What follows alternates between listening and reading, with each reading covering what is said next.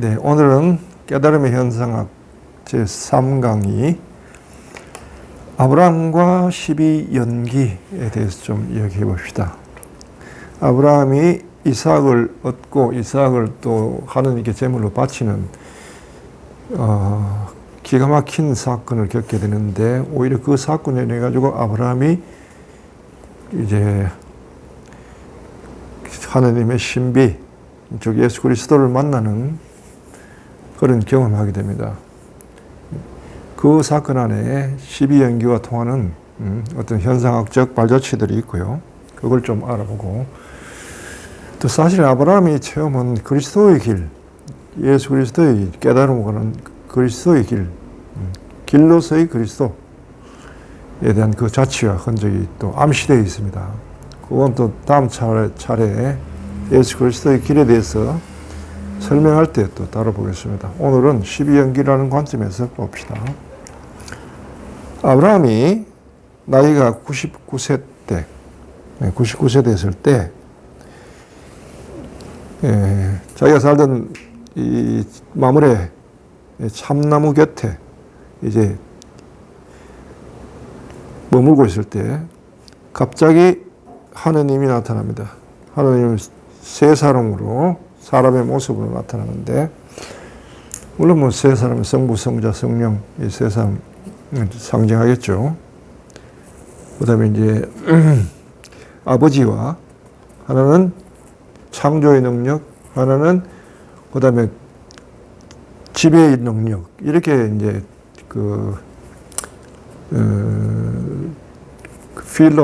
필론은 그렇게 해석하기도 했지만요. 하여튼 방문을 받습니다. 방문을 받고 말씀을 들어요. 말씀의 방문이라고 할 수 있습니다. 그렇게 해서 이제 그 세 분을 지극히 이제 모셨더니 이제 식사를 마치시고, 그 아브라함에게 너의 아내가 내년 이맘때쯤 아이를 가질 것이다 라고 이야기했어요. 그런데 그 소리를 이제 사라가 이제 부엌에서 들었어요. 들었는데 휘죽 웃었어요. 아니, 이 나이에 무슨 아이란 말인가? 아직 다 늙어버린 이 몸에 무슨 욕정이 있어가지고 하고 웃었단 말이에요. 그걸 이제 하나님 들으시고는 네 아내가 지금 웃고 있네 라고 그랬어요. 그러니까 아니, 저는 그런 적 없어요 하고 사라가 입을 딱 잡았다니까, 아니야, 너는 웃었다 라고. 하나님께서 하시는 일이 안 되는 일이 있겠느냐, 이 일이 어려워서 하나님 못 하시겠느냐 라고 나무라셔요. 그거는 역으로 이야기하면은 말씀을 어떻게 들어야 되는지를 암시하고 있습니다. 여기에 이제 보면은, 자, 우리가 12연계와 관련되어 설명을 이렇게 할 수 있습니다. 촉은 말씀의 방문입니다. 접촉이죠. 하나님과의 만남인데, 이거는 아브라함 측의 주도권을 가지고 있는 것이 아니고 하느님 측의 주도권을 가지고 있습니다. 갑자기 어느 날 당신이 방문하신 겁니다. 그리고 말씀을 들려주셨어요. 그래서 말씀의 방문이라고 합니다. 여기 말씀은 요한복음 1장에 나오는 한참에 말씀이 계셨다는 그 말씀입니다. 그 다음에 그러니까 수에, 이것은 믿음의 두 역할입니다. 수는 귀를 열고 애는 마음으로 받아들인 거예요. 듣고, 나이가 100세가 다 된 사람에게 네 아이를 가질 것이다 하니까 그게 그야말로 웃을 일일 수도 있겠지만은, 인간적으로는 그럴 수 있겠지만요, 하느님께는 안 되는 일이 없다라는 게 믿음입니다. 하느님이 말씀하시면 그대로 되는 거예요. 이 말씀은 말과 말씀의 차이가 뭐냐면요, 말은 우리가 말을 하는데 그게 이루어지리라 기대하는 사람은 없어요. 그냥 말은 말로 끝내요. 그런데 말씀은 반드시 이루어져요. 그러므로 말씀이 들렸을 때는 사람들이 아멘 하고 받아들이는 겁니다. 듣고 마음으로 깊이 받아들이는 거예요. 왜? 그 말씀을 받아들이면 말씀대로 그대로 이루어진다. 예. 그러니까 어린아이처럼 순수한 마음으로 받아들여야 되는 겁니다. 그래야 이제, 그렇게 되면 이제 그 말씀을 받아들인 사람이 가지는 희망이 있습니다. 희망으로 기뻐합니다. 아브라함은 내년을 기대하면서 1년 동안 하느님의 말씀이 이루어지리라 하는 걸 이미 믿었기 때문에 희망으로 기뻐하게 됐어요. 반면에 사라는 어떻게 됐죠? 믿지 않았기 때문에 그 희망이 쉽게 나올 수는 없었지. 그런데 하느님의 핀잔을 한번 듣고는 사라도 마음을 돌립니다. 그렇게 해서 이제 사라가 유는 뭐냐 하면 잉태.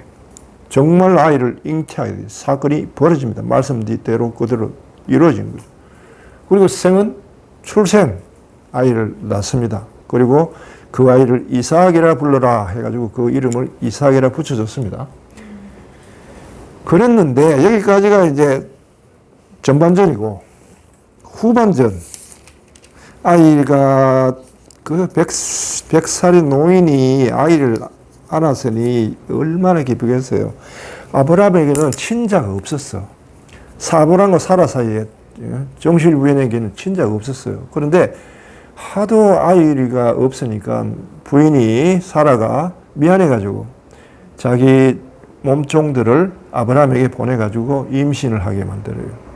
거기서 태어난 아이가 이스마엘이라고, 지금 아랍의 조상입니다.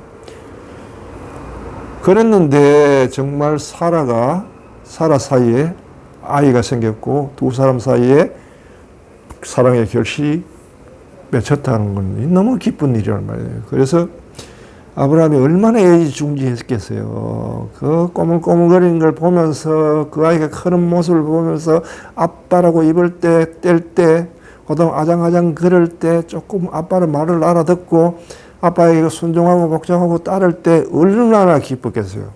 말할 수 없이, 이 뭐 새로 태어난 삶의 기쁨 같은 그런 기쁨을 누렸을 거예요. 그런데 어느 날 하나님께서 아브라함에 나타나가지고 아브라함에 요구합니다. 아브라함아, 네 아들 이삭을 번제물로 바쳐라. 이건 뭐 청천벽력 같은 소식이죠. 왜요? 라고 할 만하죠. 왜 하필 이삭입니까? 아니, 이 아들은 당신이 주신 아들입니까? 내가 언제 달라고 했습니까? 주님께서 주시고 이렇게 뺏들어가는 경우가 어디 있습니까?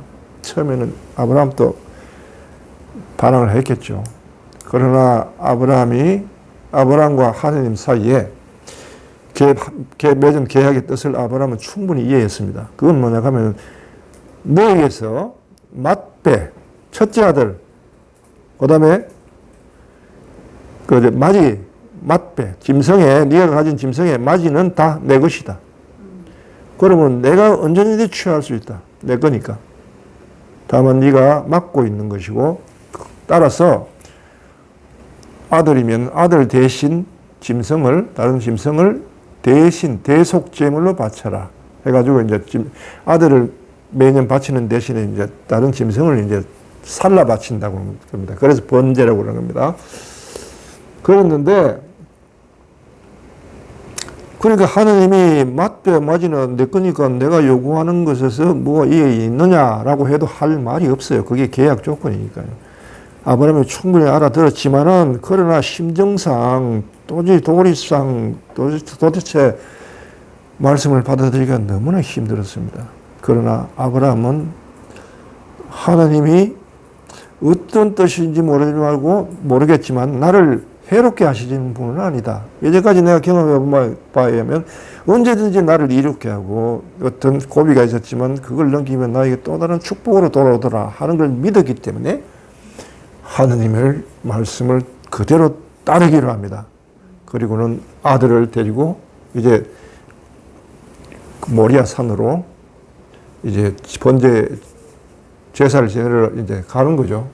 그 과정에 이제 이런 과정에서 아브라함은 아들에 대해서 촉이라고 하는 접촉이잖아요.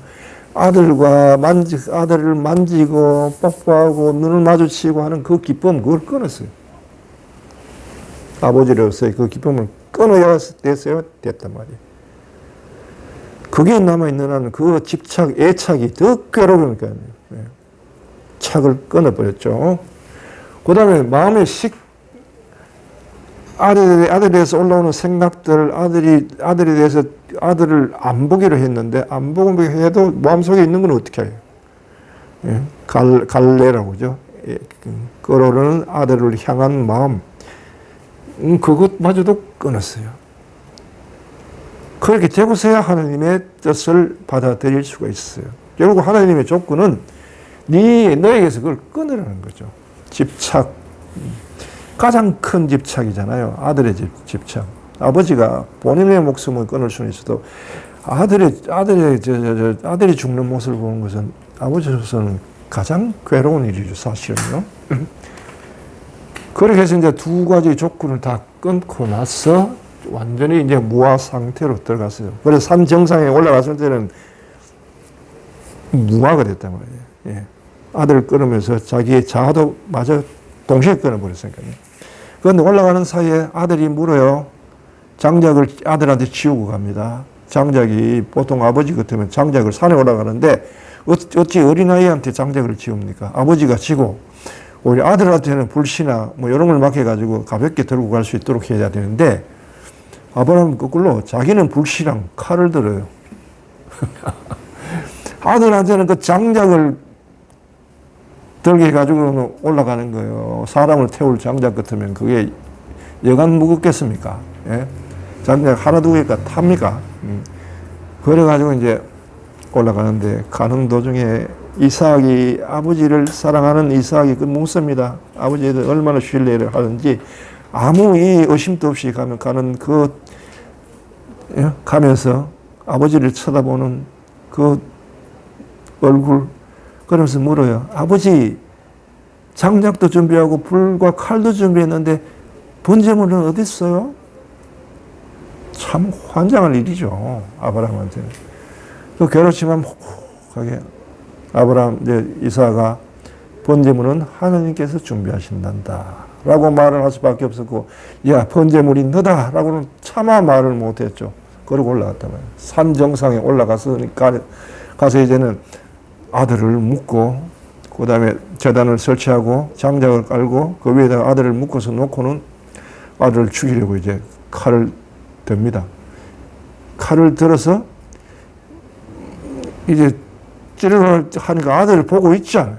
그러니까 아들은 눈을 가리고 보지 마라 하고는 찌르려고 하는 순간에 하늘에서 소리가 들립니다. 아브라함아, 그 아이의 손을 대지 마라. 라고 그냥 말리는 소리가 들립니다.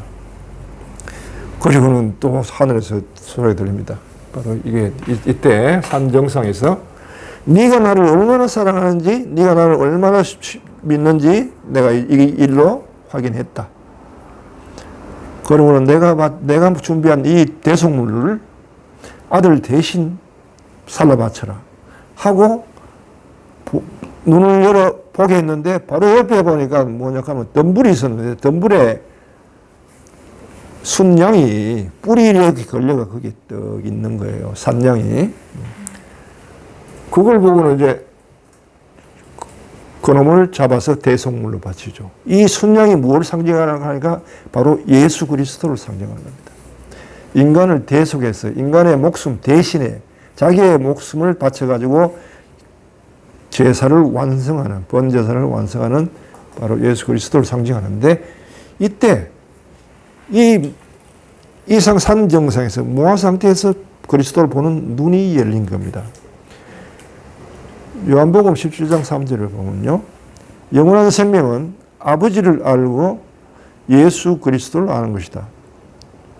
바로 예수 그리스도를 눈을 열려서 보는 것이 아브라함에게는 믿음의 완성을 의미하는 거죠. 영원한 생명이 완성됐다는 걸 의미합니다.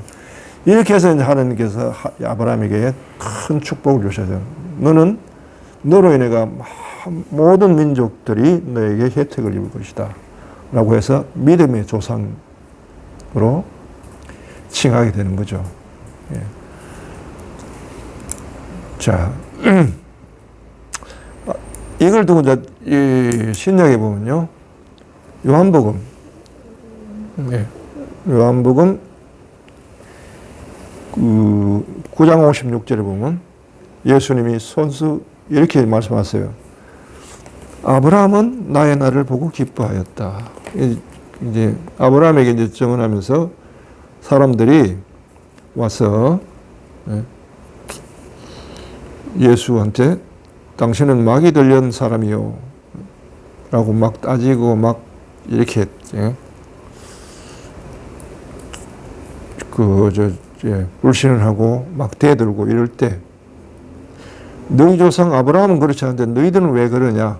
너는 아브라함의 길을 따르지 않고 너희는 네 귀에 대놓고 속삭이는 그 자의 말에 따르고 있는데 사실 그 자는 한 번도 진리 편에 서 본 적이 없다 라고 이야기하면서 이 사탄의 자식들아 하고 내칩니다. 그러면서 이제 너희 조상 아브라함은 나의 날을 보리라고 즐거워하였다. 그리고 그것을 보고 기뻐하였다. 라고 하자. 사람들이 아니 당신 나이가 50살도 안 됐는데 아브라함을 보았단 말이요? 라고 이야기하니까 예수님이 나는 아브라함이 태어나기 전부터 있었다. 라고 말씀하셔요. 그래서 사람들이 돌을 집어 들고 때리려고 그랬어요. 저런 미친놈이 하고. 사실 이 말씀은 천지 창조 이전부터 계셨기 때문에 말씀이 사람이 되어 오신 분이 그리스도니까요. 그분은 또 지금도 말씀으로 활동하고 계십니다.